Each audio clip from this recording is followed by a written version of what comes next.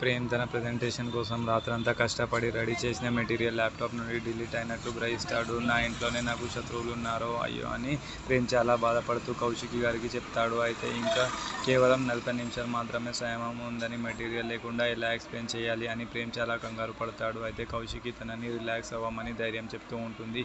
ఇంట్లో ఉన్న చామంతికి కూడా కన్ను అదిరి ఏదో చెడు జరుగుతుంది అని భయపడుతూ ఉంటుంది. ప్రేమ్కి ఫోన్ చేయగా ల్యాప్టాప్లో డేటా డిలీట్ అయిన విషయం తనకి తెలుస్తుంది. చామంతి రోబోట్ని అడిగితే తెలుస్తుంది అని అంటూ ఉంటుంది. కానీ చిట్టికి ఛార్జింగ్ లేదని గ్రహిస్తుంది. రోజా గారు కావాలని ఛార్జింగ్ తీసేసి చామంతిని పనులు చేయమని ఇబ్బంది పెడతారు.